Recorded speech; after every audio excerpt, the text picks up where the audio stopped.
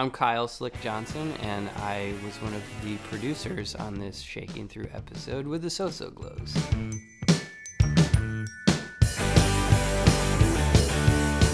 The So-So Glos have this energy that they put off live, and that's been the main focus of what I'm trying to capture from day one when I started working with them.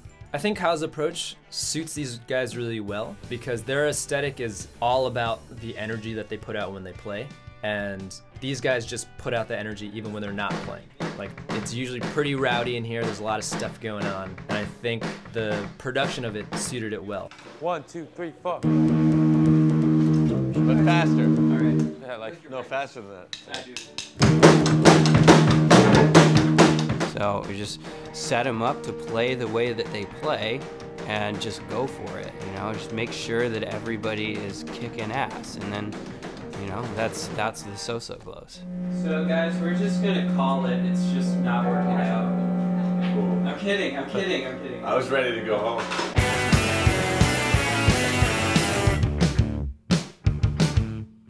I really love working with Kyle because he definitely has a vision of what he likes to hear and how he wants to hear it, and being able to get sounds that I know out of this room and out of this equipment, and then have him introduce some of his gear or some of his, you know, sonic decisions on something is always really, really fun.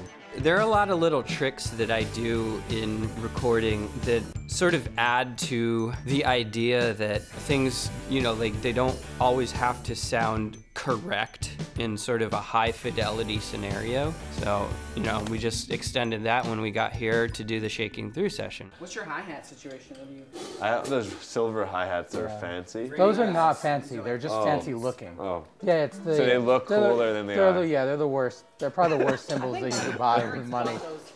When we were testing out pieces of the drum kit, we picked the most bright, abrasive sounding hi-hats that we had here, and they were like also the cheapest ones. Look at that. What's that? Look how good the rejection is. Go ahead and hit some more. Look at that. There's something to be said for making the drums or making the guitars or making the bass, like making it sound trashy, because that adds to an overall feel of a song. When that needs to be captured correctly, but it doesn't need to be captured in a pristine way. Can you do the kick snare, like the drum beat? Yeah. The drum set that we had and the mics that we had on it mostly were what I would consider high fidelity, you know, pieces of equipment. But then I also used my $15 tape recorder mic going through my Tech 21 Comptortion pedal, which is compression and distortion. I also taped a 57 onto a KM184 on the hi-hat. So we had the KM184 as a really nice high fidelity, but we had a 57 taped to that running through my MXR Dynacomp pedal. And then we mixed those together and that became the hi-hat sound. After basic tracks, we ended up recutting the bass and the other guitars that were played along. On bass, we used both the DI signal, which was a radial DI, and then the V4B into an Ampeg 810. That was mic'd up with a Sennheiser 421, running into an API preamp, API EQ, and the Compex compressor. The guitar amps were mic'd up with EV 408s and 308s, and those ran into MCI preamps. We go again, Kyle? Yeah, here it comes. You ready? For the lead vocal, we used a dynamic mic, an Electro Voice 308, and that ran into a Helios 69 500 series channel strip into a distressor. Marky lived in your old wheelchair. Again. Something about that first line. I'm doing it like I do the second. Marky lived in your old wheelchair. Okay, I want to do it like that. Mostly it's just fun until all the instruments are done, and then when it's time for vocals, you know, I'll need people to get into the right headspace. So what we did is we took the mix, pumped it out through a speaker here in the live room, and we just had him standing there with no headphones singing to a track being blasted at him in speakers. And that feels natural to him because that's what he does with his band when they play shows. You can tell just listening to the vocals that the singer's just sitting there sweating and like yelling, and it's just super high energy. Come rescue me, this is an emergency.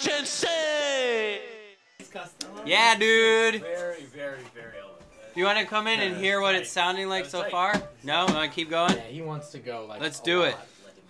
For a while. He's vibing right now. Here comes. Alex, he really just sings from the heart. He knows he needs to be in a certain headspace in order to deliver great vocals. If he can't get there, the rest of the band can sort of help get him there. Street just across the street. Oh, my baby, she laid in front of a subway train. When we're trying to get Alex to really go for it, you know, and he looks in the window and he sees me and Zach and Ryan, and we're all like, yeah! And he's out there like, yeah! And so he's gonna go for it even more, you know. There's a lot of psychology that goes into the, you know, producing a record.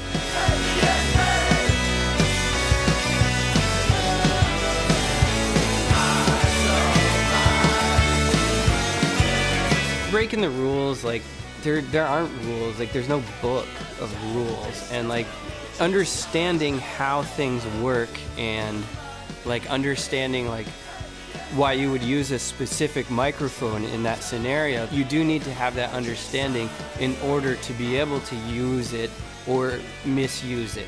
Little moves like that can, you know, really make interesting production value to what could just end up being like a rock song, you know, and like I've heard rock songs. It's been done, you know, so what do we do to make it interesting? And that's energy, and it's having fun with things sonically. Cut. Cut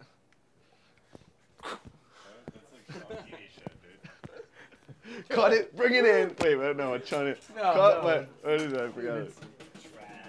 Trap it. Trap it. Trap it. Trap it. Trap it. Trap it. When you get it, you just. Wait, what's